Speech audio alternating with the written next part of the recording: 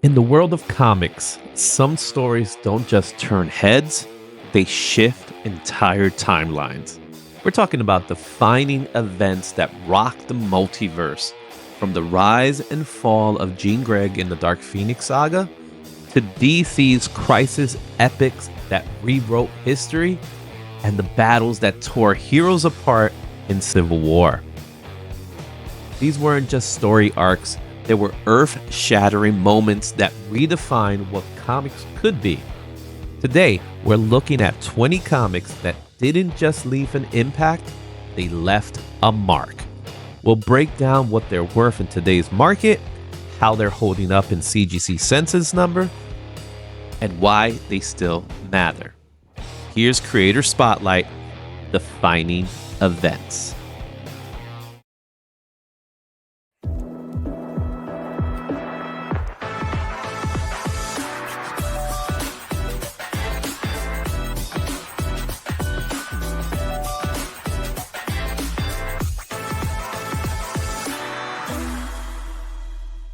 Big thanks to Global Comics for sponsoring today's video. If you're diving into major events like Crisis on Infinite Earths, you can read it right now through their app. Whether you're catching up on the classics or exploring something new, Global Comics gives you access to some of the most important stories in comics history. Even better, you can save 33% off a yearly subscription when you download the app. Just click the link in the description or scan the QR code on the screen to get started. Huge thanks to Global Comics once again for supporting the channel and supporting stories you love. It is now time for the Go Collect Top 20 Defining Epic Comic Book Spotlight. Also, I want to give a shout out to Global Comics who are sponsoring this video. You can find many of these books in Global Comics on the digital act. Just look at the QR code that you saw in the video as well as in the description. And if you ever get a chance to go collect, there's also in the description, there's also a link to go collect. If you signed up, you actually be helping me out and be helping this channel out as well. So thanks for Global Comics. Thank you, Go Collect as well. Defining epics. When we talk about defining epics, this originally was entitled crossover events. And then I realized that some of these aren't exactly crossovers. They're sagas or they're major turning points within a series. But how would you define epics, Shane? Well, I think that you got the right picture there. I mean, it's something, especially earlier on, it was something that Marvel or DC mainly did, that a bunch of different characters got together that aren't usually together and did their thing, and there was a actual consequence to it, not like the newer ones like Blood Hunt and stuff like that, where nothing really ends up happening or comes out of it that much. Whereas these ones, a lot of times, characters that died, they stayed dead. The things that happened, like Wally West and all that stuff, you remembered it. So yeah, I think that I like the title. All right, great. Thanks. So let's take a look at this because we are going to talk about that book. I think this defines that whole epic part, right? When we look for at sure. when we talk about these major events that happen within comics. But before we do that, we have to go into some honorable mentions as always. As far as some honorable mentions goes, let's start with the first one, which is Marvel Superheroes Contest of Champion. Why did I put this? Well, theoretically speaking, this is actually Marvel's very first major crossover event. Did it have a significant impact as, let's just say, other ones? Not really, but it was the cornerstone of what's to come with the next book that we're going to look at that came after this one. What's your thoughts on Contest of Champions? It's one of the ones that I haven't read actually. I've heard of it and seen different covers, but never actually read it. And I do agree. It's kind of like they were warming up Mhm. and they're getting ready for what was coming up and fine tuning it, which I think is fine. Yeah, because it has that same effect that Secret Wars kind of had without actually having stakes involved in it. And I think that's what was the part of Contest of Champions that really was. It was just it was an exhibition, Yeah. right? Where Secret Wars was kind of like the World Series, Yeah. Yeah. Exactly. right? Another book that kind of missed the mark, but it had some significant. It was Legends. I think Legends was something. I think it was a John Byrne project. Yep. John Byrne was involved in the project. Len Wein was part of the project. John Osterson, as you can see, Carl Ketzel, they were all part of this project. It was a storyline that built around Darkseid. What made it important here, and this is why I added, was it gave us the first appearance of Amanda Waller. Yeah. Now, how did Amanda Waller get involved in the Legends storyline beats me because I really never read Legends, but it's one of those stories that was meant to be like the sequel to Crisis on Infinite Earths, really when it really wasn't. Yeah. And when this book came out, though, it was a big deal. Like it was pushed hard because I remember this coming out, and retailers definitely got some rewards for selling this book because everywhere you went there was ads about Legends and all of that stuff. So I do remember it, and I have this. I have these from way back in the day. I have my original copies still. Yeah. Our next book here, the reason why I didn't quantify as a defining epic is because it was a self-contained Elseworld story, which eventually kind of crossed over into DC proper, but it really wasn't an epic story. It is epic, don't get me wrong, with Kingdom Come, but Kingdom Come was its own kind of little pocket world where we have Mark Waid and Alex Ross and telling what many believe is the greatest DC universe story of all time. Many people believe that. Yeah, and I've said it, I think, with you before, where I have a friend that if it's not Kingdom Come, he doesn't read it. Like he does not read comics, but he absolutely loves this comic. And I Mhm. think you're right. Like this is more of I think this was one that came out that they just kind of let them do it. And they didn't really know that it was going to have as the amount of impact that it had later and the kind of fans that it had. So yeah, Yeah. I agree with that. And I honestly think it was an opportunity for DC to grab Alex Ross from Marvel. Because before that, Alex Ross did Marvels Yeah. and they wanted to do something similar. They saw what he did in Marvels and says, "Hey, you did it with the Silver Age characters. Why don't you do the future?" Right? And that's exactly what it was. And they brought in Mark Way, who is a historian. He is a comic book historian. His knowledge in comic books is insane. And he brought with Alex Ross. They brought this story together. It is an epic story. It is considered one of the greatest stories in DC Universe history. It is an Elseworld story. However, it's not a crossover event like the other books are going to be. Our last book here is a crossover event, and I think it had a lot of hype behind it as well, similar to Legends. Did it fulfill the hype? I can't answer that because I actually enjoyed it.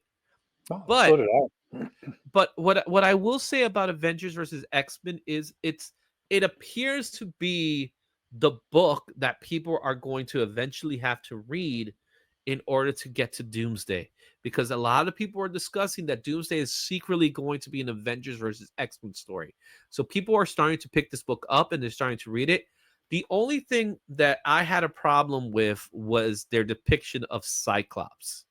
I felt like Cyclops wasn't the character he was supposed to be. Um, you read Avengers versus X Men? Yeah, and so I was similar to you. Like I enjoyed it.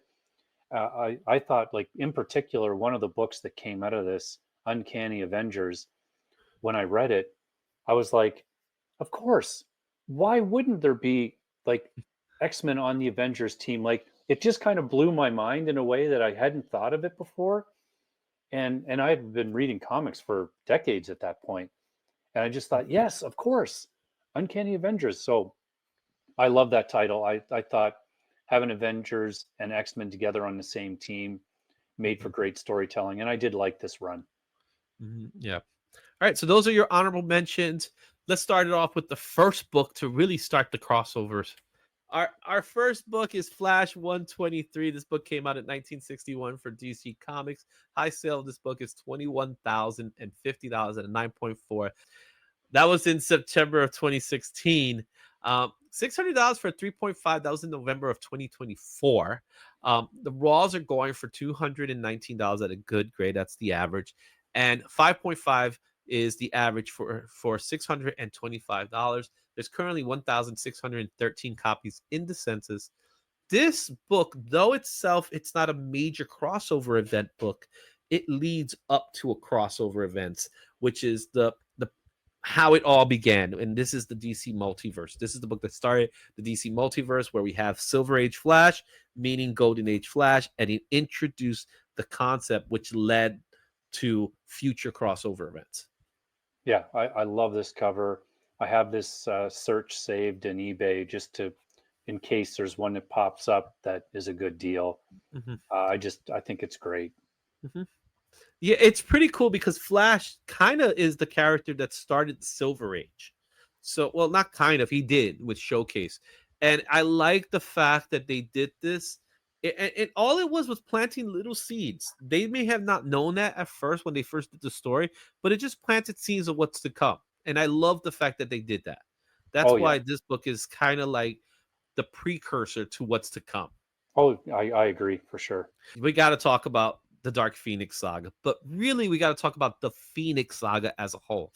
This is a storyline that was years in the making, literally years, and it wasn't like part 1, part 2, part 3. We do get to that when we get to the Dark Phoenix Saga, but it is exactly that. It is a saga. And the book that we're going to highlight more than anything is the book that kind of started it. Even though similar to the Flash book, this book really isn't a Dark Phoenix story, but you can't have the Dark Phoenix story without the introduction of the Phoenix. So X-Men 101, 1976 from Marvel Comics. High sale of this book is 13,249 at a 9.8. That was in May of 2021. The last sale of this book was at a 6.5 for $350. That was in May of 2015. Raws are going for $259 for fine, $456 for 8.5. There's 8,968 copies in the census. This is the first appearance of Phoenix, Jean Grey as the Phoenix, and this is the story that really kicked it all off. Yeah, this I love this cover. I love this book.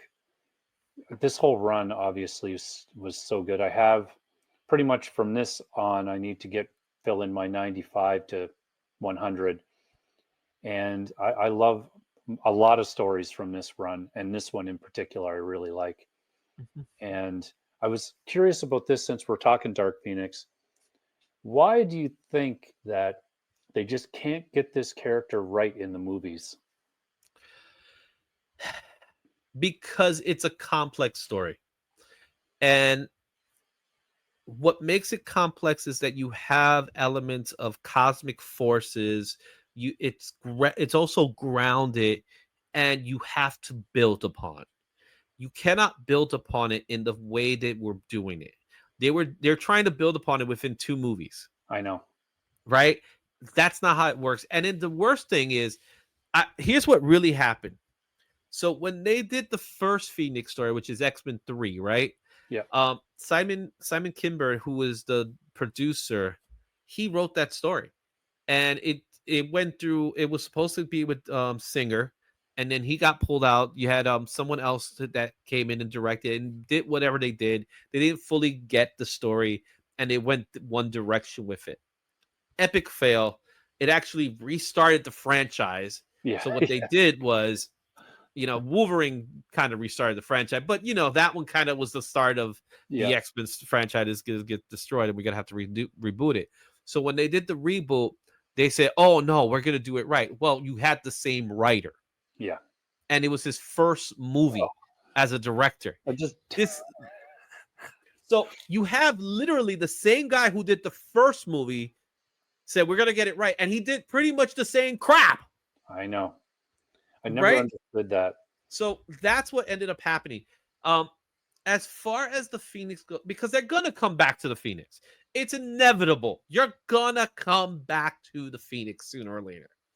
Now, the reality of it is, look at the year this book came out. This book came out in 1976. It wasn't until 1980 we didn't get the Phoenix Saga.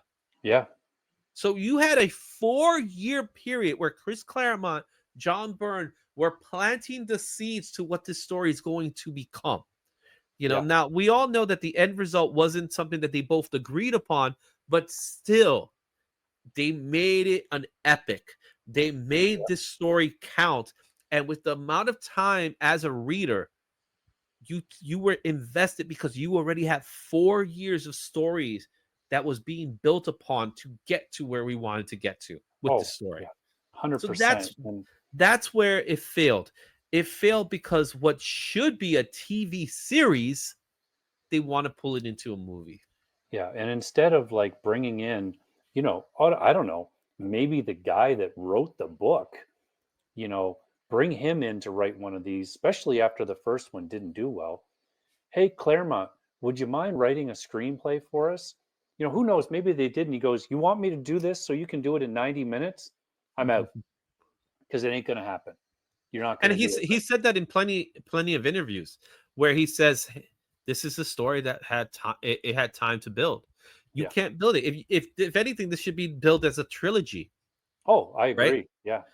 If you're gonna have to go through the movie route for it, right? But the reality of it is, I think what the MCU today has that could make it work is they could build it as a saga, that the way they did the Thanos saga, the Infinity Saga. The Infinity Saga was a 10-year storyline Yeah. done within multiple movies. That's how you built to a Dark Phoenix Saga. How would it work with the MCU? I don't think it will work as the same way because you are talking about bringing in other characters, and you have to bring in the other Marvel characters. This is a mutant story, Yeah. and it has to stay that way for it to work properly. And more importantly, it's a love story. Yeah. Exactly. Mhm. So there you have it, X-Men 101. Let's take a look at our next book. And of course, we got to talk about Secret Wars. We mentioned Contest of Champions. This was the book that followed Secret Wars, Marvel Secret Wars. We have cover issue number 1, we have issue number 10, but there's all multiple issues. Let's take a look at the book that everybody really wants to talk about, and that is Marvel Superhero Secret Wars number 8. This book came out in 1986 from Marvel Comics. High sell of this book, believe it or not, was $16,800, and that was at a 9.9 September of 2021. This book had last sale of $255 at a 9.6.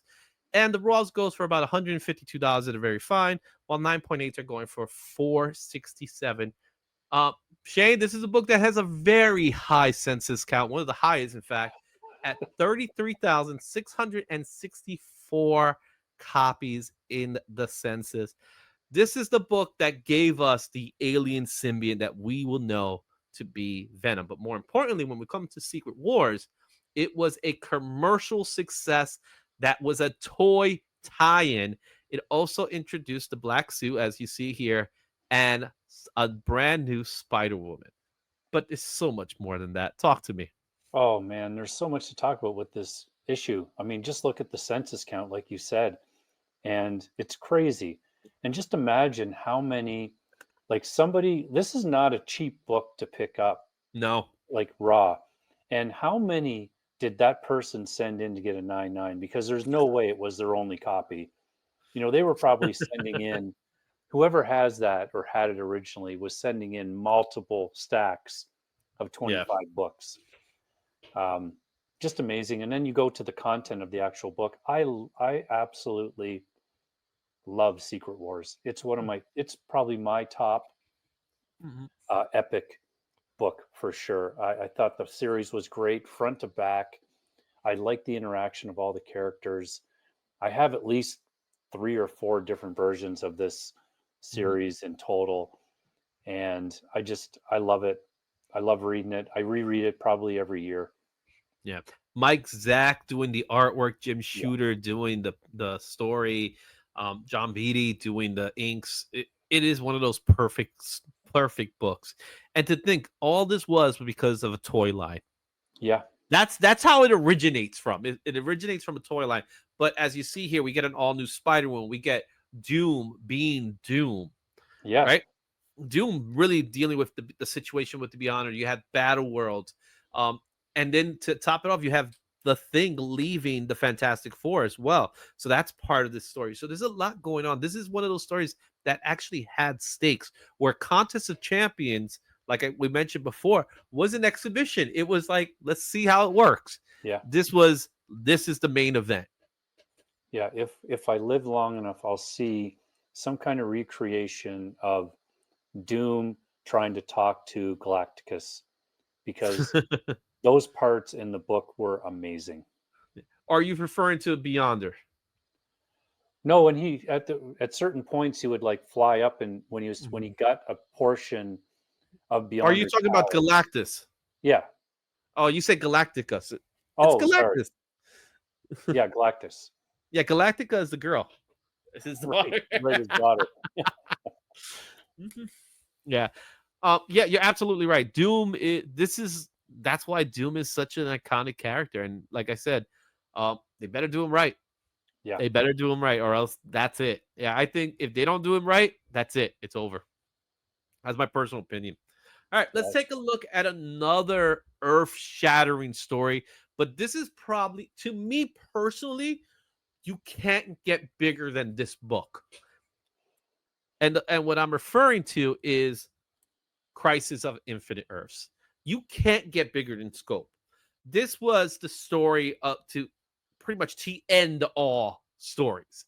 It is a crisis. It's introduction of the crisis on Infinite Earths. Now, we did have Crisis on Earth 1, Crisis on Earth 2, which they did do beforehand, but this was an event where Marv Wolfman and George Perez was put together to say, we want you to reset the DC universe.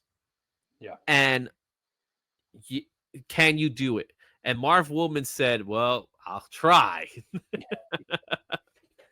And they brought George Perez in because there's not a single person that could have tackled this. Who else would be able to do what is in those books? Like, Mhm. I don't think anybody. Where Secret Wars, I love, because like I remember that coming out and reading it. This I also remember, but now I appreciate this more just for the art. I love George Perez art. So this one is close to my heart for that. I have a Yeah. bunch of these signed by him and Slab. So yeah, I love these books. Let's take a look at the book that really is the big one. Even though I think issue number 8 is significant, it's the death of Barry Allen's Flash. Yeah. I think there's something very important about that issue. But let's be honest, it's issue 7. Yeah. Issue 7 is the iconic death of Supergirl. This book came out in 85 for DC Comics. The high sale of this book is $345 and 9.8. That was in April 2022. Last sale of this book is $9 at no grade. The raws are going for $21, very fine, while graded copies are $117 for 9.8. 3,622 are in the census. This is, again, the reason why these books are not as expensive is because there's a high print count for these books. Yeah. So therefore they're relatively easy to get across. However, that doesn't change the significance of these books. The iconic deaths like Supergirl, Barry Allen Flash, and that's just to name a few. It is the book that rebooted the DCU into what we call the post-crisis. We have a new Superman. We have a new. They pretty much changed everybody's origins, and they redefined the characters for a modern age. Unfortunately, it didn't last as long as we wanted to, but it did last for a significant time frame. Yeah. I will say it did have momentum, and it did the job that it needed to be done. I think it was a success. My personal opinion. I think if they So succeeded in what their task was. yeah, I think so. I'm going to send you a blank cover, and I want you to do this cover. Oh, not with the people in the background. I'll tell you that much. Yeah, yeah, you have to have the people in the background. Oh, I may be a Puerto Rican from the Bronx, but I'm not that Puerto Rican from the Bronx. Look at this cover, like Izzy. It's just amazing, amazing. Oh gosh, it's a heavily homage cover. This has probably been more homage than any other book next to Amazing Spider-Man 300. Yeah, for sure. Mm-hmm. He did a And I great think signature on. this is an homage of another one. Yeah, yeah, it could be. Yeah, because it's a very popular cover. We did it with X-Men, before that. There was other books that have done this pose before. Um, yeah, you can't get bigger in Crisis. You really No, cannot. it's so good, such a good Mhm. story. I have to read it again. Yeah, I have my book here. I have a signed George Perez issue number one. Actually, he signed a few of them. I ended up getting it authenticated, so I love this book. I love the artwork. It's one of the best pieces of artwork ever. Yeah. All right, moving on. We're gonna go a little lower now. We're gonna go to instead of a crisis, we're going into a massacre, and we're referring to the Mutant Massacre. This is Uncanny X-Men 213. This came out in 1987 from Marvel Comics. The high sale of this book is $430 and 9.8. That was in May of 2021. Last sale of this book was just $6 for very good, $16 for the Raws, $141 for 9.8. There's currently 4,084 copies in the census. Why is this important? Well, the Mutant Massacre was a big deal. It was a major X-Men crossover event. It increased the violence. It is a violent book. There are consequences. This is the book where they cut off Angel's wings. Shadowcat gets brutally hurt. And we get our first fight between Wolverine and Sabretooth. Also, we got the Marauders were the Marauders and the Morlocks. The Marauders kill the Morlocks. Yeah. And it gives us a villain in the name of Mr. Sinister, which won't be the last time we talk about him. Yeah, this is a great book. This is again part of that run that I have that is just, should be mandatory reading for anybody. X-Men 94 to, I don't know, 300. Yeah. What's your thoughts on the Mutant Massacre? Because we talk about other crossover events within the X-Men universe, and we're going to talk about a few of them that are coming up soon. How significant you think Mutant Massacre was? Because it wasn't like a major event that they advertised, even though they did, and it did cross over to like Thor and Daredevil and things like that. But it was really a self-contained X-Men story.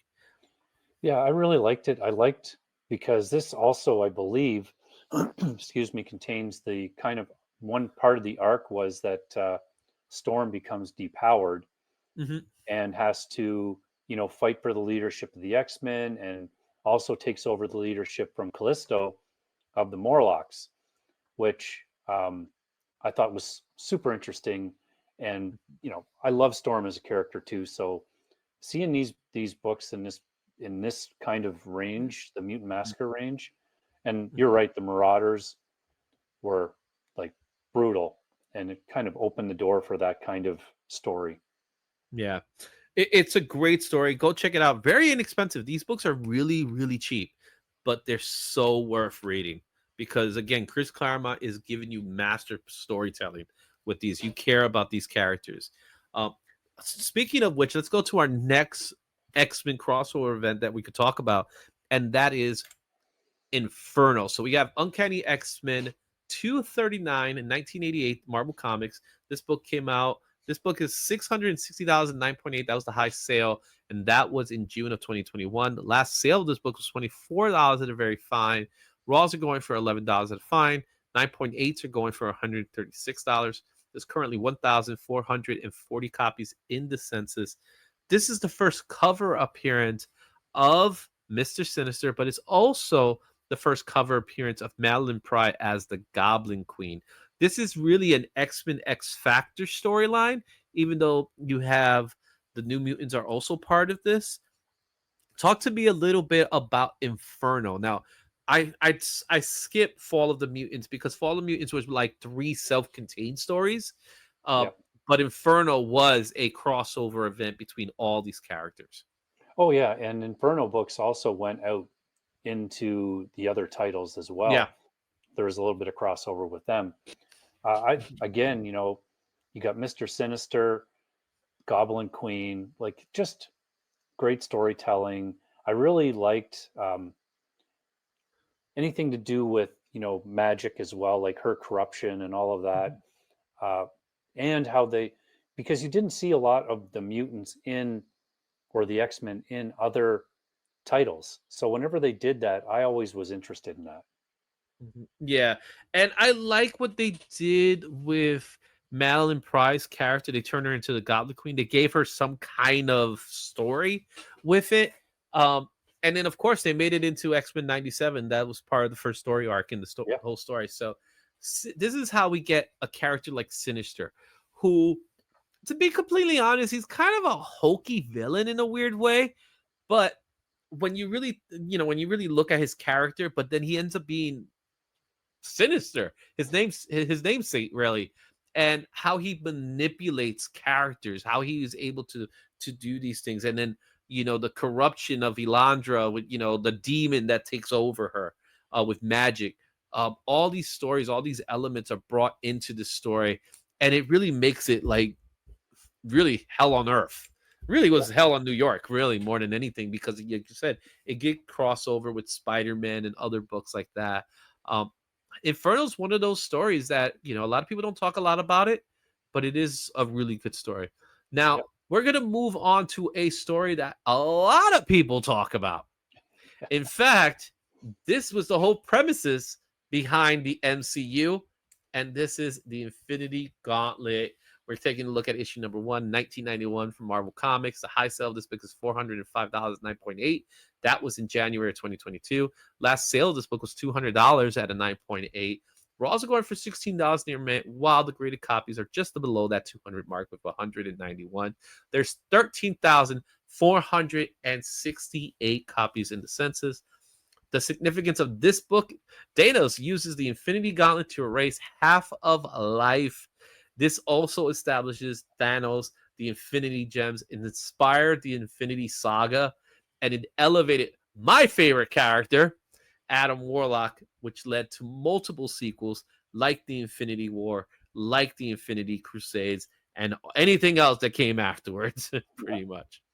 Yeah. This I got this one late, but I mean, obviously, again, you've got Perez, and I think Marvel was like, "Hey, you did that over there. Why don't you do that here?" Yeah, exactly. Right? But it was very different. It wasn't like it wasn't a multiverse story. Yeah. It was a we're bringing everybody together, and we just want you to destroy the whole thing. Can Yeah. you do that? Um, to the point that these were 48 pages. These were nothing books. Yeah. So there was 48 pages.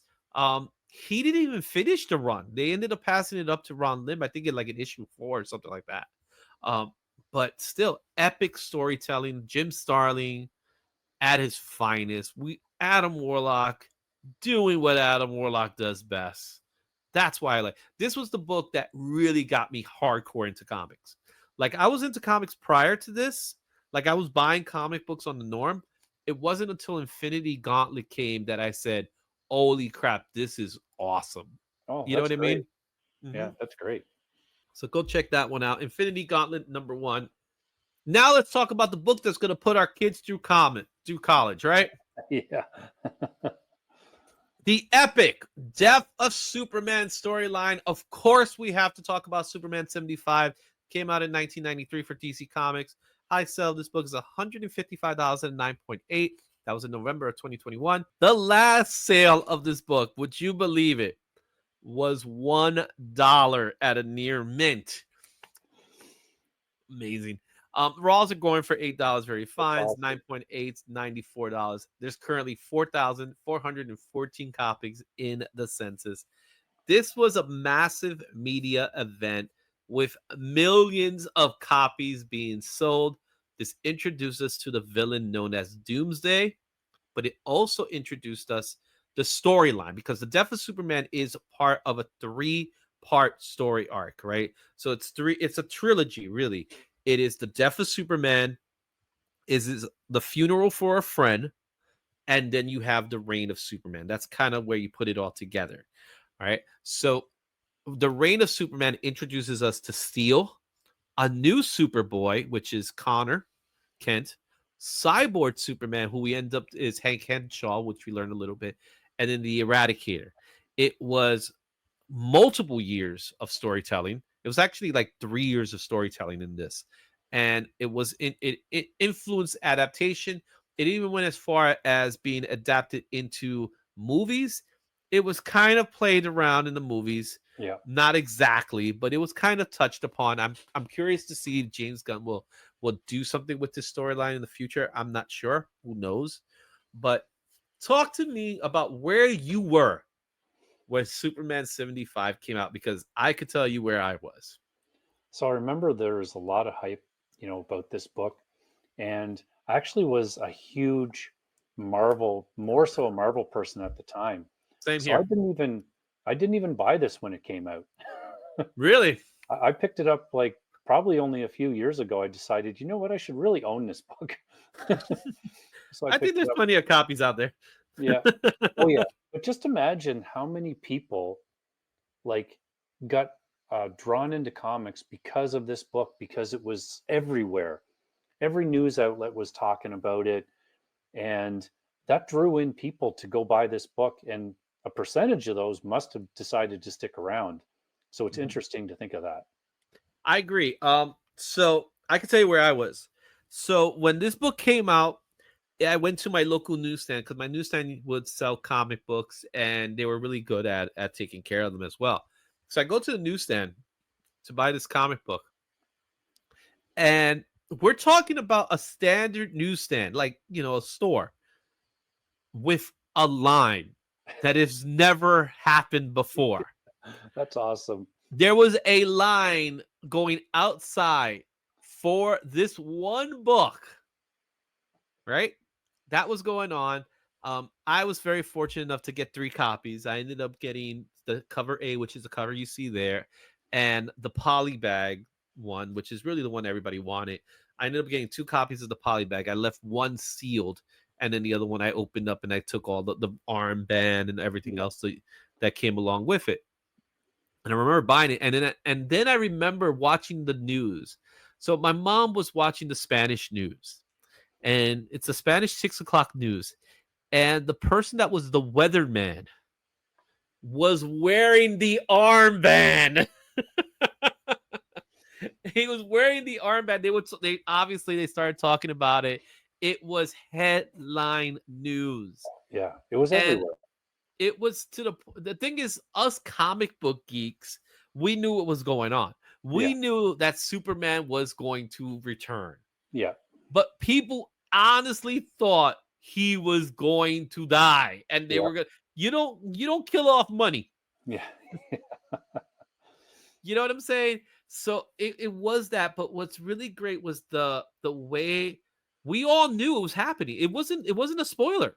That they gave us the spoiler. They told us he's going to die. Yeah. And this is the comic book he's going to die in. So they did a build up to this story, which was really cool. I love what they did, especially with the panels. One of the things that some people don't know about the panels is that every issue leading to this, the panel count was getting smaller. So, for example, this issue 75, if you read issue 75, every page is a splash page. It is 1 panel per page. The Yeah. previous issue was 2 panels per page, and the previous was 3 panels per page. Oh, They that's were cool. they were doing a countdown from, like, I think it started from 6 panels. So 6 panels, 5 panels, 4 panels, 3 panels, until we get to 75, where it's going to be nothing but splash page, splash page, splash page. I'm sure Dan Jurgens, who was the writer and artist behind it, was like, "Oh yeah, this makes my life a little easier," right? So, because all he had to do was draw 22 images, right? So it was a little bit, it was done like that. And then we get the funeral. Now, the funeral, um, at the time, people didn't really go crazy over the funeral stories, but it was so important. There's one, there's one story that was really hard hitting, because the death of Superman also meant the death of Clark Kent, and Ma and Pa Ken had to mourn because they knew their son died. Problem is, they can't mourn for Clark. They can't go to Clark Yeah. because he's currently Superman. So they had to devise this Clark is missing storyline, even though they knew in their hearts Clark died. Yeah. And Lois had to approach them and talk to them and then find a way to do it. So that was the story that they were doing, which was so good. And they had Supergirl doing one of the stories, and that was good. And it was just how people interacted, how people dealt with Superman, the death of Superman. It was really good. And then we get the reign of Superman, where it's like you get these four characters. One of them is Superman. What a lie! None of them were. Yeah. Yeah. Yeah. Exactly. But it was really, it was like, it was a nice pickup, nice build up, and then they closed it out really well with the actual return of Superman, which also made headline news because people were like, oh yeah, by the way, remember Superman was dead? Well, he's back. He's back. Everybody is okay now. It's okay now. All right, so they have it, Superman 75. Let's take a look at another iconic storyline that, again, we're going back to the X-Men here, and I think this is, for many people, this might be the Dark Phoenix Saga, Days of Future Past are considered the greatest stories. But for some generation, it's Age of Apocalypse. Yeah. Right? It starts with X-Men Alpha #1. Well, it actually started even before that with a story called Legion Quest. Legion Quest was Legion, the son of Charles Xavier. He made it a mission to go kill Magneto.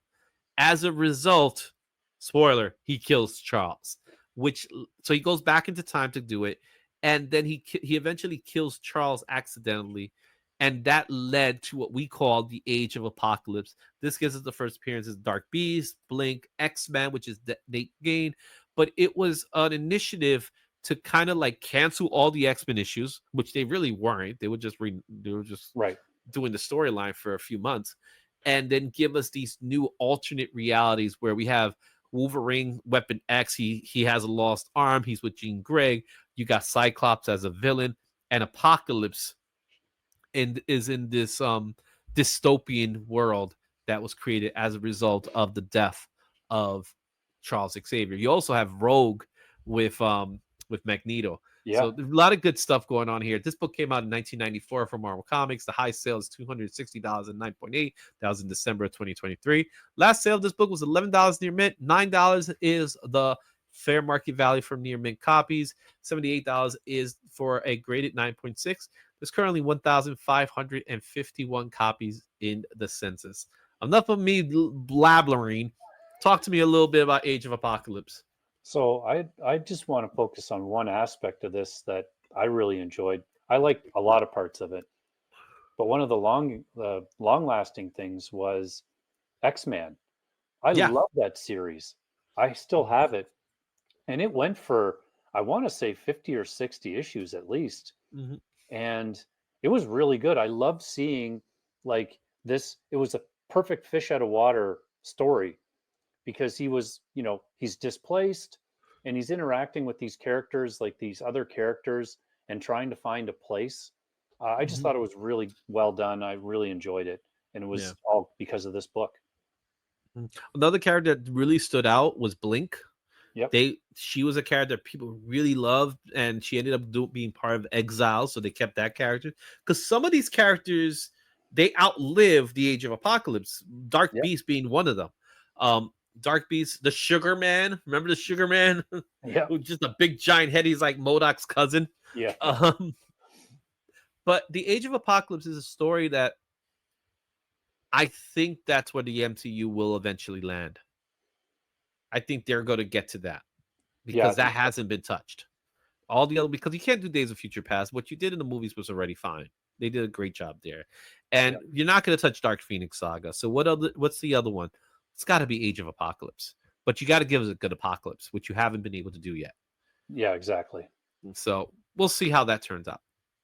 Okay, our next book here is.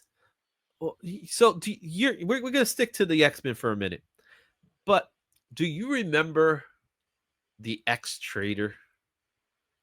Who is this mysterious traitor of the X-Men who betrayed the X-Men? Oh, Bishop. Bishop comes in and says, there's a traitor among us. And everybody was pointing towards Gambit. And Gambit's the X-Traitor, but he really wasn't. And who was it that killed the X-Men? And there's this image of Jean Grey talking to the camera saying, it's going to happen. It's going to happen. And Bishop is trying to figure out who it is. Who was it? Do you remember who it was? I don't remember for sure. I don't want to say. I have. We're gonna spoil it because if you don't know who the X-Traitor was, it was Charles Xavier. But that's because he somehow merged with Magneto to become Onslaught. So, It's so good. I love that. I love that character. all right. So, Onslaught, Marvel Universe #1. This came out in 1996 from Marvel Comics. The high sale of this book, 76,009.8. Would you believe that? That was in August of 2023. $3 for a fine was the last sale, and that's also the fair market value. $70 for 9.8. There's only 58 copies in the census. Now, this is the second part. There is a Onslaught X-Men story, which kind of reveals what it is, but there was this whole build on an Onslaught. This led to the Heroes Reborn storyline, where all the superheroes that were not mutants were reborn into a pocket universe, reimagined, or I'm going to say reimaged because you had the image folks. Jim Lee, Rob Liefeld returned to Marvel, right? Because Marvel was struggling. Yeah. They were struggling hard at this time. Yeah. And they did this 1-year storyline called Heroes Return, which was the inspiration behind the Ultimate Universe. A lot of people don't know that. Heroes Reborn was the inspiration around the Ultimate Universe. Was it successful? Well, it had high sales. But talk to me about Heroes Return. What's your thoughts about Heroes Return, Heroes Reborn? So at that point, I think I was in a break from comics. So I actually missed the Heroes Really? Reborn. Yeah. I kind of came in late to that. Mm-hmm. Onslaught, though, I loved as a character. I thought the build up with him was excellent. Mm-hmm. But yeah, I missed all of this era, that stretch of time. I missed it. Yeah. So it was an interesting time because again, Marvel they were dealing with their bankruptcy at this time. And what was happening really was that they had low sales. They were low performing sales. So they wanted to do something to really start something. So they started off with the Onslaught storyline. That went a different path, and the X-Men mutants went somewhere else. But the superheroes, the Avengers, Fantastic Four, and those characters, those guys, they put them into this universe. They told Jim Lee, hey, what book you want? And well, Jim Lee said, I'll take Fantastic Four. He never touched it. So he did Fantastic Four. Rob Liefeld ended up getting the Avengers. You also had Wells Portacio doing Iron Man as well. And Rob Liefeld was doing double duties with Captain America. And to be honest, it's quite forgettable. It really is. But the one thing it did give us, which we can never forget, nor should we ever forget, it gave us the best Captain America you could ever see. Oh man, I love it. Just looking at that makes me laugh. It's so proportionally correct. Oh man. At this point, you know, you could say everything you want to say about Rob Liefeld. And trust me, many people have said a lot of things about Liefeld. But his exaggerated anatomy is at another level, man. Oh yeah. Yeah. You know what I mean? It's like Muscles on muscles on muscles. And it just gets wilder and wilder as the years go by. You know, he really means it when you say he's extreme. Yeah. You know what I mean? Because there's no such thing that's a real person. Yeah. It's Like, look at the size. A lot of people look at the what they call it cat tits, right? But look at his nose. Look at the size of his nose and how small is it. Proportionally, it is ridiculous. But hey, it sells. yeah. You know, so there's that. All right, let's go. Let's go a little more grounded. We're gonna go back to DC, and the next story I'm about to give you is, I think it is by far the most grounded DC story as far as crossover events go, because this one has weight. but not in the same way as the other books have, where Crisis on Infinite Earths is like you can't go any further. You had stakes at in such a way, but this one was more homegrown, and that's the book that I want to tell you is the book that you talk about, you share with other people in Kingdom Come. This is my Kingdom Come, and that is Identity Crisis. Identity Crisis came out in 2004 for DC Comics. Believe it or not, there is a high sale of Wow. $1,320 for a 9.8. That was in April of 2022. I looked it up. I checked it out. It's insane. Someone really overspent on this book. Not to say I don't think this book deserves it. It's it's not $1,000 book. Um, Last sale of this book was $1. The raws are going for $5, very fine, while 9.8s are going for $50. There's currently 669 copies in the census. This was controversial, but it had dark themes. It retconned the JLA. It explains Batman's paranoia, and it also was the catalyst for Infinite Crisis, which we'll talk about a little later, which shift the DC tone. Now, prior to 2004, dark characters were just a staple in comic books. This story kind of even took that a step further, where it made it real. It made it feel real. And there, without giving away a spoiler, for if you read the story, you know what it is.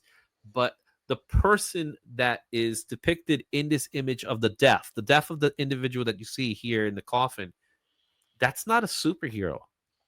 But the way the story was made and written, it made it count. So, did you ever get a chance to read Identity Crisis? You've pumped this book up for me, Izzy. Like I'm going to go buy it on I tomorrow. love this story. I love this story, dude. This is my favorite. I just checked. I don't own it. And how many issues is it? It is 7 issues.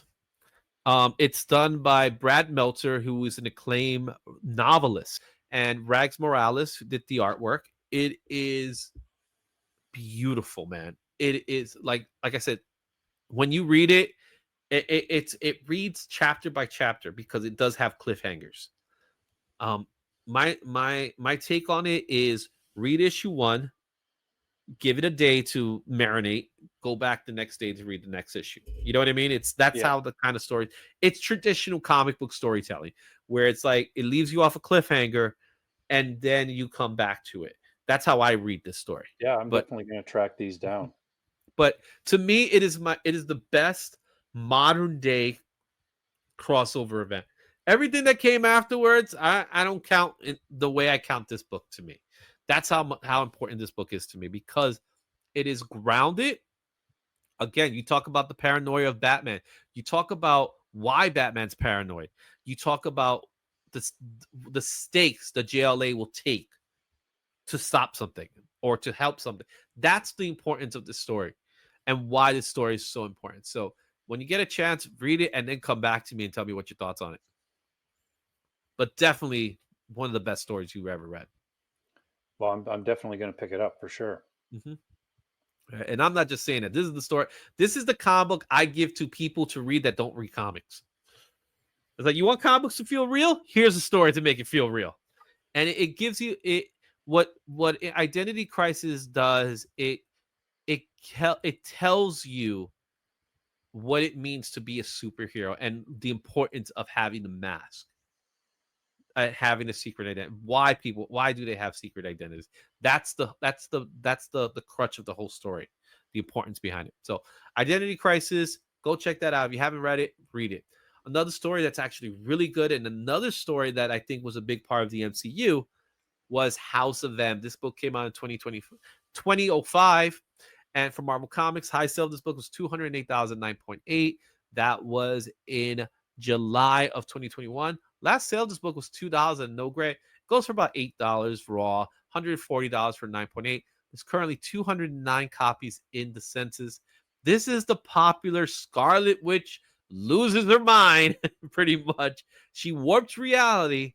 But what's more important, it led to the Decimation storyline, which gives us the No More Mutant storyline, which I'm sad we didn't get to see that in live actions because we did get a good Scarlet Witch story with Scarlet Witch and Vision. What's the name of the show? My goodness, WandaVision. Yeah. WandaVision should have been what normal mutants should have been. But this was this is very much an X-Men story. But more Yeah. importantly, it's an X-Men story because of it leads to the next level of X-Men persecution, because at the end of this story, that's where we get the 198, where Right. mutants lose their powers and there's only 198 mutants. So there was a little bit of a genocide in some weird way for the story. Yeah, and that's one of the coolest aspects of this book. And you can't go wrong with this one on the art level as well. I mean, I think Mm-hmm. it's Rubik that does the Copel. Ribic Copel. does Ribic does the covers, and there's also other kinds, but Copel did the interiors. Yeah, and it's just amazing story. I loved it. It's another one that I haven't read for a while. I should go back and read it. Mm-hmm. It's really good, man. It's Yeah. so good. All right. All right. Our next book here, again, we talked about Identity Crisis. Identity Crisis led to this next story, which is the true sequel to Crisis on Infinite Earths, and that is Infinite Crisis #1. This book came out in 2005 for DC Comics. A high sale, would you believe, a 9.9 sold for just under $200 in 2013. I'll Last take sale of this, yeah, last sale of this book was $1 near mint. This book goes for about $8 very fine, $31 or 9.8. There's currently 1,026 copies in the census. This is it was so weird because Crisis on Infinite Earths kind of reset the universe, where Infinite Crisis kind of said, yeah, we're gonna retcon that. Yeah. You want some of that back. We want it back. So it's a sequel because we get the return of the multiverse, but it's still it's not like an infinite number of multi. Now we're gonna just make 52 Earths, Yeah. and we're gonna bring back some characters. We're gonna bring back Superman. We're gonna bring back Superboy as a villain, right? And we're gonna start this whole 52 series, which we're gonna do 1 year later storyline. So they kind of restored what they erased. I don't know how I feel about it personally, but I think the story was good. Yeah, and I actually have this one, and I do remember reading it when it came out, and it wasn't bad. I like certain parts of it for sure. Mhm.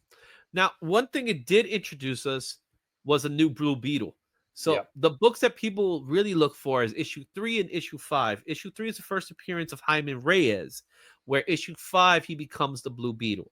Now, the one that people want is issue 5, the Jim Lee cover. There are some George Perez covers as well, so be on the lookout for that one.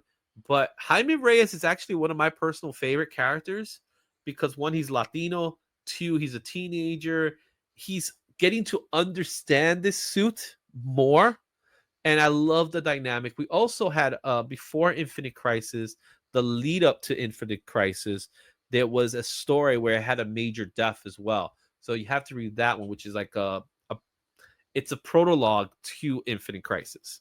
But Infinite Crisis is a really good story. Let's move on to Cosmic crossover event, and that is Annihilation Prologue #1. This book came out in 2006 for Marvel Comics. High sales $60 and 9.8. Would you believe that? And that was in last year of May of 2024. Last sale, this book's $4 fine, which is also the fair market value of this book at a raw $56 for 9.8. There's only 48 copies in the census. This was them kind of like making the cosmic universe big again. And it gave us characters like Nova, Star-Lord, Drax, Gamora. They became bigger characters, which led to the new Guardians of the Galaxy, the ones that we know. It is critically acclaimed. It also gives me some more Adam Warlock goodness. Yeah. And it introduces the Cancerverse, which is a big part of the storyline. What's your thoughts on Annihilation? Did you ever get a chance to read Annihilation? So this one, I remember it coming out and seeing the covers and everything, but I never did pick it up. And I don't really remember why exactly. I think Mhm. part of it was some of the characters I just didn't kind of like. The Guardians weren't a thing then, like they are now. Yeah. So there was no draw for me for those characters. And this was also like during a little bit of financial Mhm. reduction on my part. Yeah, and I think a lot of people missed out on Annihilation because Annihilation was a cosmic aspect of it, right? So we haven't reached we haven't touched cosmic since, Thanos with the Infinity Gauntlet storyline. And that was Infinity Gauntlet, Infinity War, Infinity Crusade. And Jim Starling's not involved in this storyline. However, we have a new Adam Warlock. Adam Warlock has been, regenerated like he always does. And we got Magus, we got the Cancer verse going on here, on Nihilist. So it's very cosmic. And it just, Marvel decided at this time, hey, you know what? We got to bring our cosmic characters back. And that's what Annihilation was. It was pocketed in that way, but it actually expanded it even more. And it got weird when it needed to get weird. Yeah. That was the thing about it. So good stuff. But while Annihilation was happening on, the cosmic universe, locally on Earth, they were dealing with a civil war. And Civil War came out in 2006 for Marvel Comics. A high sale of this book was $800 at a 10.0. Perfect book, September of 2019. However, the last sale of this book was $5 at a fine. This book goes for $12 near mint, $65 for 9.8. It's currently 2,631 copies in the census. This was a blockbuster event. It's freedom versus security. It really is it's all about the Registration Act with this one. Yeah. Mark Miller gives us a story about what it means to be a superhero in this world and what it means to really be registered, where Captain America was like, we're going to lose our free will as a result of this. We need to keep our identity. And Iron Man was on the other side saying, no, we need to register, because it all started at this time. It was a big deal in the public aspect about school killings, school shootings, and stuff like that. So this story kind of built upon that idea. So what can you tell me about your understanding of Civil War? I loved Civil War. I liked a lot of the kind of spin-off books from it too. But Mhm. I totally agree. Like, it was just kind of like you had these two sides, and then you had heroes starting to pick sides, and then it was very well written, because you had characters that you thought would be one way that that that went a different way, and same the other way around. Like, it was just really interesting and super well written. I really enjoyed it. Mhm. It was very political. And Yeah. even now, you could look at it being very political, like right versus left, conservative versus liberals.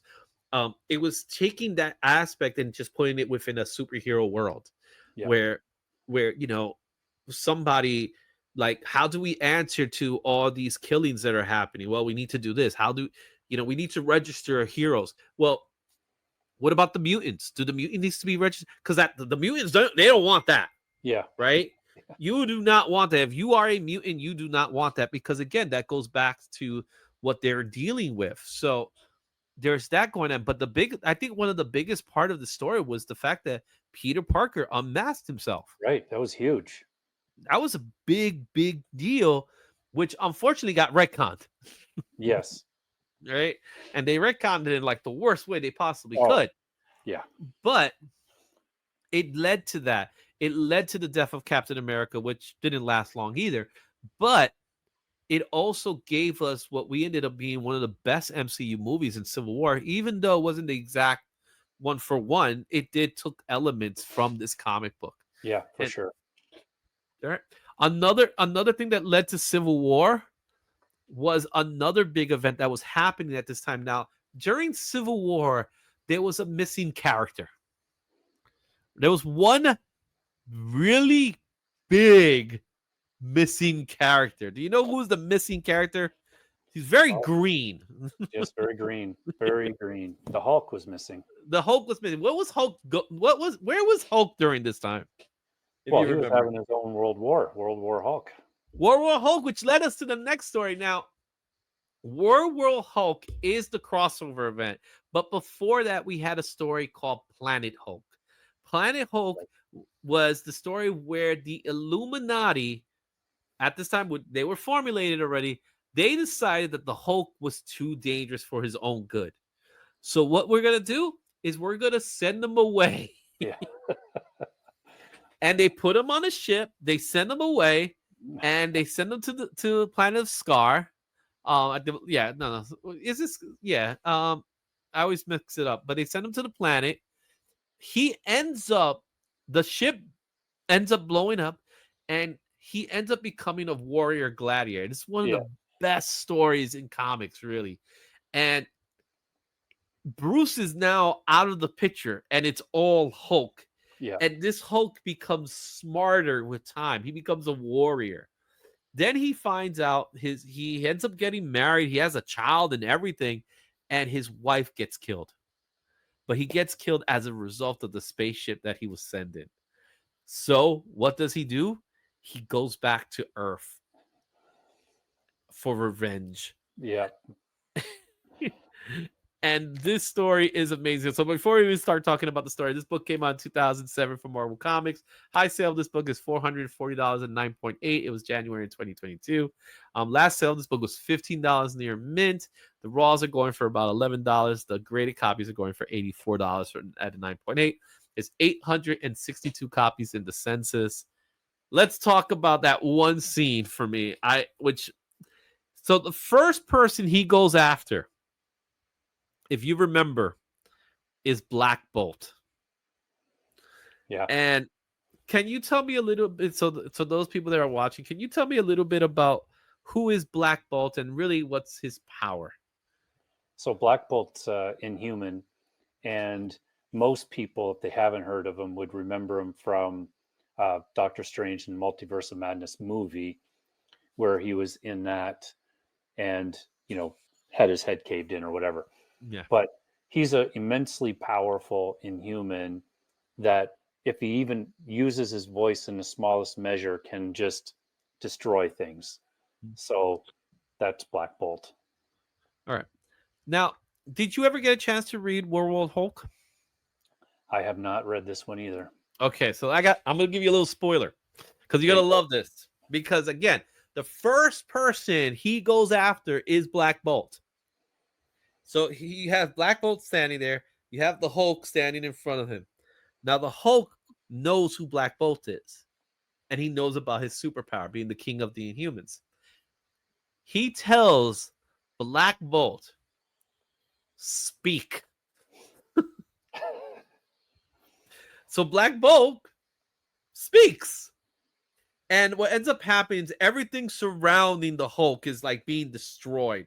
And even the Hulk is like dealing with the pressure, right?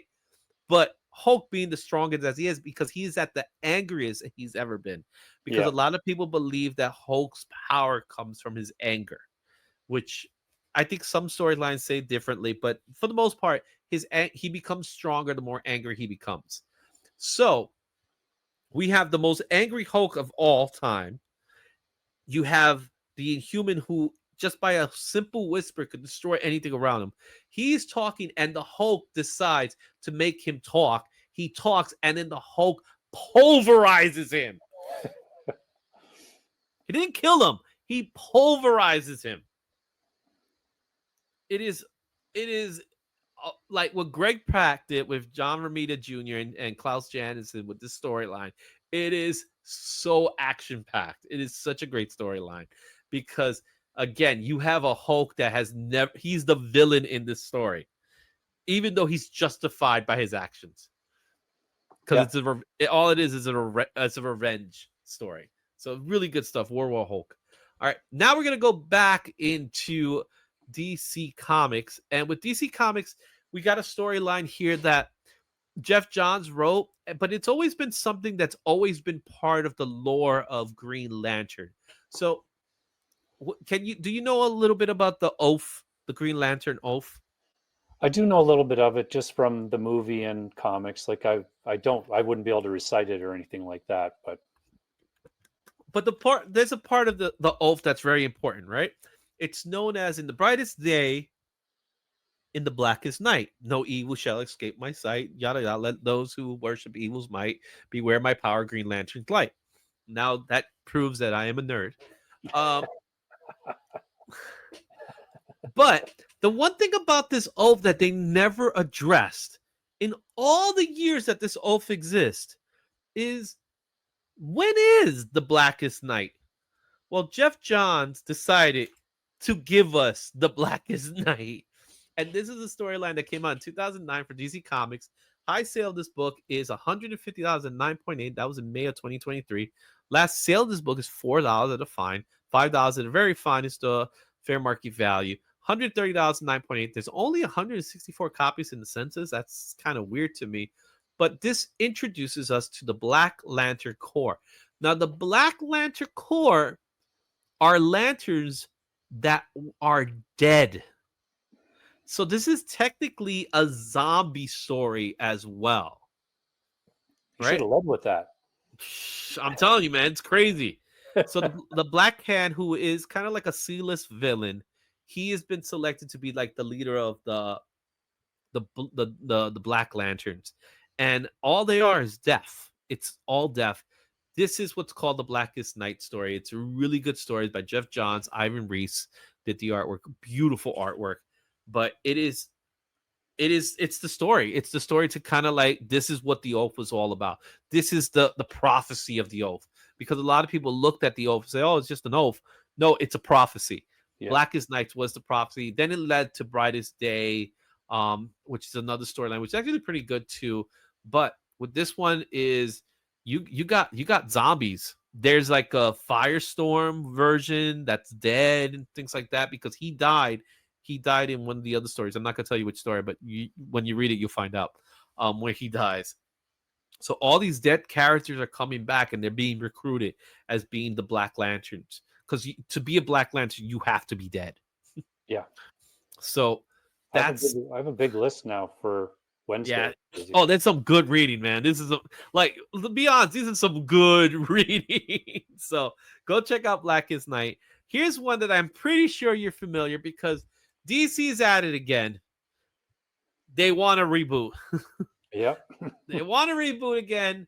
So they decided, let's reboot it using Flash as the catalyst. And this is Flashpoint #1. This came out in 2011 for DC Comics. High sale of this book is for $500 at 9.8. That was in November of 2020. Last sale of this book was $12 in near mint. That is also the fair market value. $97 for 9.8 is the current fair market value for the graded.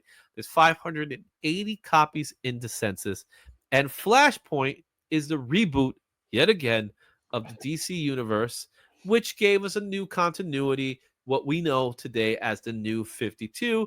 Was it successful? I think it was. Did it last? Not really. But it did give us one of the coolest Batmans in the Thomas Wayne Batman. I have a feeling you did read Flashpoint, or did you not? No, I did. I have a few different versions of it, so I have read it, but it's been a long time. So what's your thoughts on Flashpoint from what you recall? I agree with you. I think that, well, I love the Batman version for sure, the Thomas Wayne Batman. At this point in the reboots and redos, like I was kind of getting like, well, whatever. Like, we're rebooting again. Mm-hmm. You know what I mean? So that was hard to get over, but I did really enjoy that part of that character, because they kind of didn't let you know right away Mm-hmm. that that's how he was going to be. Yeah, so what they ended up doing is that they take Barry Allen Flash, because this is Barry Allen, and he's going back to time because Reverse Flash is trying to do something. So he's trying to save his family, his mom, right? Which was the catalyst of the Flash movie. That's pretty much the same Right. thing. And he goes back, he does the job, but then when he returns, again, we have a situation where we have a dystopian world where instead of Bruce Wayne being Batman, Thomas Wayne ends up becoming Batman, because Bruce is the one that gets killed. Right. But more importantly, Martha becomes Joker Right. as part of the story. Then we have a war between the Atlanteans, led by Aquaman, and the Amazons, led by Wonder Woman. There's like a battle between them.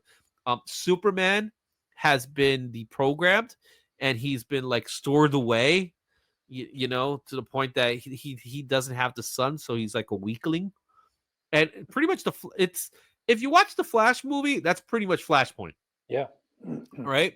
So it ends up doing that, but then when it's all said and done, Flash goes back, he fixes everything, and he comes back to a new world, which we call the New 52. So the New 52, was it successful? I think at its initial run it was, Yeah. but it got to this point. I think they got a lot of cold feet where they were like, "Oh no, we got to kind of go back." Yeah. And I I think so too. and you know what I mean? It's like you were successful, keep it up, but you couldn't withhold it. And people want, then you ended up going back, and then Jeff Johns redoes it with Doomsday Clock and things like that, Yeah. which led us to Rebirth.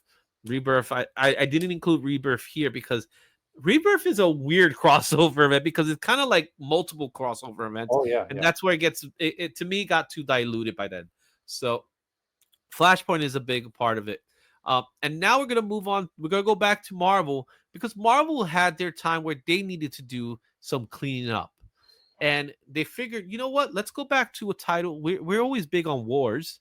So what's our biggest war? It's Secret Wars. So Jonathan Hickman came back to do Secret Wars #1. This book came out in 2015 from Marvel Comics. The high sale of this book is 310,000, 9.8.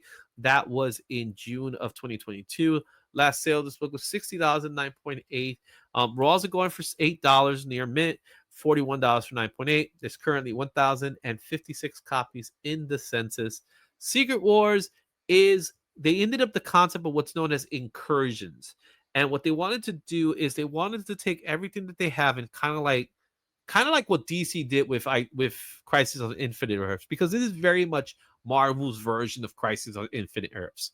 It's incursions. It's practically the same story, really. Yeah. And we're gonna just take it and put it together. But we are going to create what's known as battle worlds. So before we get to everything's been reset, let's create these pocket worlds.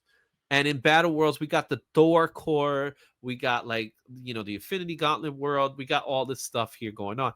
But who is leading the charge? Doctor Doom, who becomes God Emperor Doom, which is going to be the premises behind the Avengers movies that are coming up. So I'm curious to see how they come up. But talk to me a little bit about your take on Secret Wars. I've really enjoyed this one. um, it had a high standard for me to live up to because the original is just one of my favorite books. But I did enjoy it. It's grown on me over time for sure. Mhm, I liked a lot of the spin-off books actually for this mhm, as well. I thought they were fun. There was a zombie one that was really good that I enjoyed. mhm. But and again, you got to have a great story, but this also has great art, Yeah, which really helps as well. Assad Ribbage, Yeah, fully painted. amazing, amazing art in this book. This one I just actually picked up in a trade just to have it in a trade so I could read it again. Mhm. Yeah, it's really good story. It's worth checking. Jonathan Hickman, man, he is one of these writers today that he's oh he. I want to compare him to a modern day Alan Moore, Yeah, and that's a big thing to say. I'm not saying he's at the level as Alan Moore, but damn, the guy is intricate in his writing, yeah, right? yeah, for And sure. he's always had, he knows like the details. That's where he excels, in the details. And you gotta let him do his thing to make it work, Yeah, for right? sure. So when talking about Jonathan Hickman, I want to get to our last book here. And our last book is a Jonathan Hickman storyline, which really is the House of X. Really, what boils down, House of X, Powers of X storyline. This came out in 2019 from Marvel Comics. The high sale of this book is $180 at 9.8. That was in August of 2023. Last sale of this book was $12 near mint, which is also the fair market value of this book. $75 goes for 9.8. There's 266 copies in the census. This is the start of what we called the Krakoan Saga, which was an X-Men relaunch with Dawn of X that changed the status quo for the X-Men and made them mutant nation. There was this concept of resurrecting, that no mutant will die; they always could be resurrection. And they did the Krakoan, they did the Quiet Council. They also did a new version of the Marauders, which is really cool. And it's Jonathan Hickman being Jonathan Hickman. Um, this was the story that got me back into reading comics. where I was away for a while. I didn't really, I was always involved in some way, but I went to the shop. I picked up copies of this story because I wanted to read what was going on. The whole concept of Moira McTaggart being a mutant. I wasn't too thrilled about that. But what he was doing with that character was like, okay, this is something new and different. What's your take on House of X, Powers of X? This is another one that I really liked. I loved how they wrote this in, and they had the gateways, and they were, trading off the medicines and, Mm-hmm. that type of thing, and slowly bringing back mutants, and how it all kind of developed into this, where you have Mystique thinking she's only been resurrected twice, but who knows how many times she has Mm-hmm. been. And they had a lot of really cool story arcs that they didn't really mine enough, in my opinion. Like, some of the characters just one questioning the point of life anymore, because they would just be sent out on a mission and killed and brought back.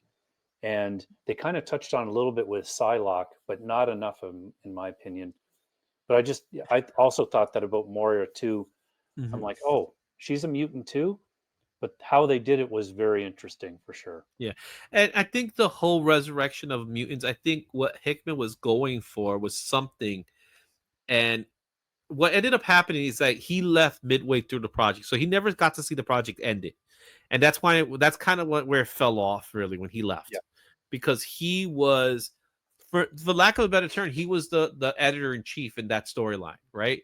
Yeah. But all the other people involved were doing their own things, and it kind of was like it had a good starting point. It just didn't end well, Right. And I think it was intriguing. It got people back into comics. It got me back into reading comic books. Right. Then it So was a win. and that's what you want. You want a storyline that gets people going back into comic books, which it did. However, it's like this whole resurrection thing. Okay, so they're back. They're resurrected. Okay, where's the stakes now? If you kill somebody, they're Right. gonna be back. Which was the trope. That was the idea. It was kind of like a meta thing where it's like, yeah, that's it. We always bring people back anyway, right? Yeah. So, but how would you bring them back? Would you bring them back as the same individual? Is there something wrong? The one thing I did like was what they did with Sabretooth, because they had a code like no mutants should be killed. We're not going to kill off mutants, right? Yeah.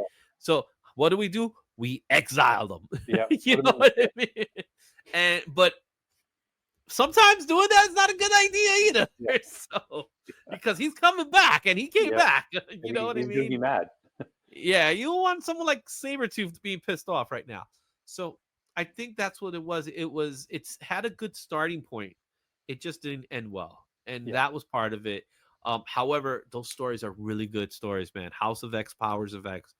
Man, when you read it, you like this guy was thinking.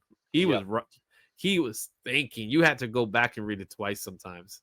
So there you have it, guys. And that is our list. We went through a lot of books here.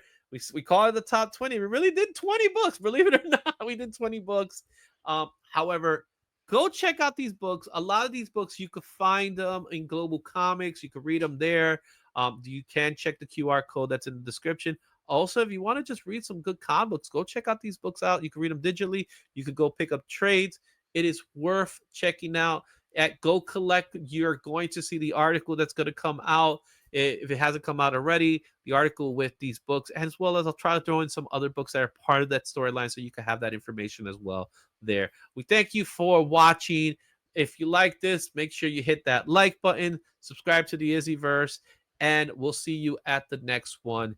Excelsior. Thanks for watching. Don't forget to like, comment, and subscribe for more comic content. Check out these other videos for even more insight, and I'll see you at the next one. Excelsior.